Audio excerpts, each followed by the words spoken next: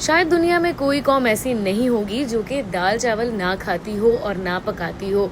और मैंने आज डिसाइड किया घर पर दाल चावल बनाने का।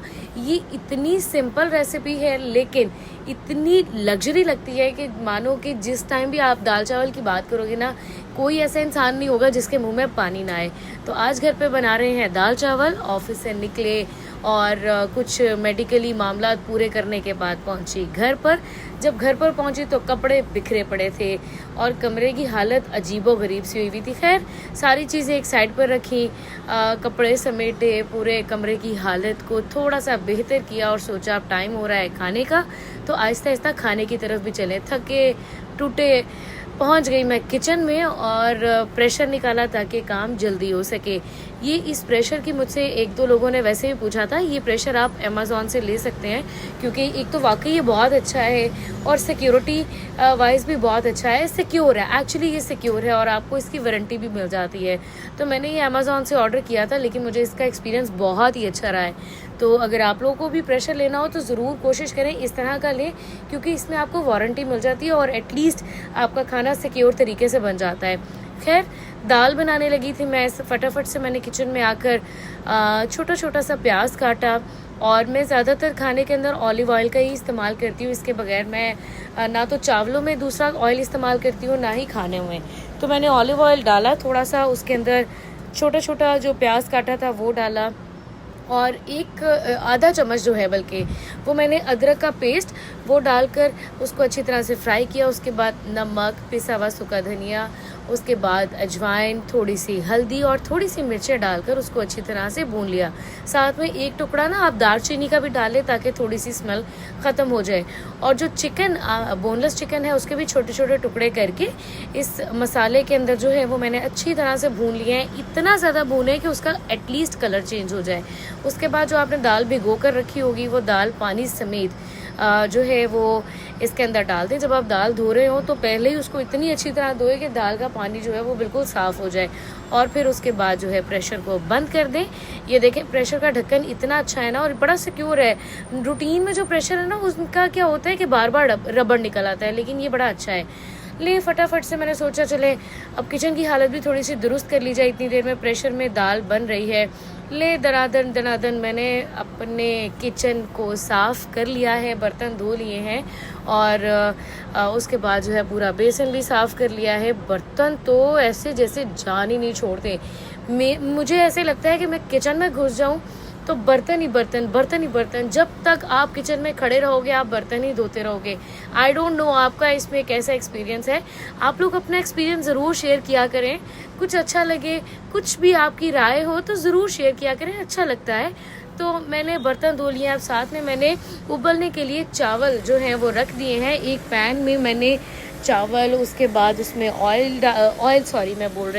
पानी डाला है और उसके बाद कुछ लौंग डालकर मैंने उनको बॉईल होने के लिए रख दिया है।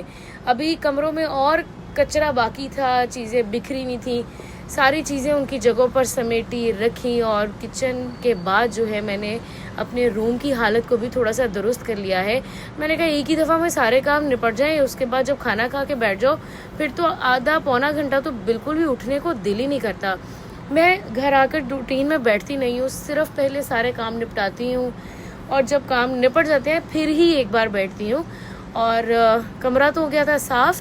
अभी याद आया कि अभी सैलेड रहता है तो मैंने सोचा दाल के साथ प्याज या सलाद ना हो तो वो बिल्कुल अच्छा नहीं लगता, फिर दाल चावल का मज़ा जो है वो फीका सा पड़ जाता है। तो मैंने किचन में आकर बारीक बारीक सा जो है सलाद के लिए प्याज काट लिया और ये मैं बना रही हूँ खट्टा प्याज। आई डोंट नो अब आप लोग कैसे बनाते हैं, मैं कुछ इसी तरह से बनाती हूँ कि मैंने प्याज काट कर उसके ऊपर नमक डालकर उसको अच्छी तरह से समझे कि मिक्स कर दिया, उसका सारा ना उसको अच्छी तरह से मल दिया है एक्चुअली बोले तो इससे ये होगा कि पानी लगा हुआ है ना तो ये प्याज में से नमक लगा हुआ है ना तो प्याज में सारा पानी निकल जाएगा। दूसरी तरफ देखें मेरे चावल जो हैं वो बॉयल हो गए हैं और एक तरफ जो है वो सीटी भी बज गई है, मतलब सीटी मैं ही बजाऊंगी अब इसकी ऐसी तैसी। तो खैर दाल भी तकरीबन तैयार है, तो साथ ही साथ मेरे चावल भी तैयार हैं। अभी देखें ये आप इस प्रेशर कुकर की ना ये खासियत है, आप इसको अच्छे तरीके से कवर करके रखते हैं और इसका जो रबड़ है, इसकी सबसे बेस्ट चीज़ ही इसका रबड़ है। और मैंने इसको इलेक्ट्रिक मदानी, पहले ज़मानों में जब ये मदानी नहीं ना होती थी और मैंने मम्मा को ये दाल बनाते देखा है, वो लकड़ी की मदानी पकड़ के आधा आधा घंटा उसको घोटते रहो, हाथ दर्द होने लग जाता है। लेकिन देखें ना, साइंस ने हमारी किचन को भी हमारे लिए आसान कर दी है। तो इस इलेक्ट्रिक मदानी की मदद से पकड़कर आप इस पूरी दाल को जो है अच्छी तरह से घोट लें। 5 मिनट से भी कम का टाइम लगेगा और आपका चिकन और ये जो दाल है वो अच्छी तरह से हलीम की तरह घुट जाएगी। और देखें उसका कलर ही चेंज हो गया है और कितनी मज़े की लग रही है। अभी आपको ना ऐसे से खुद ही खुशबू आना शुरू हो जाएगी।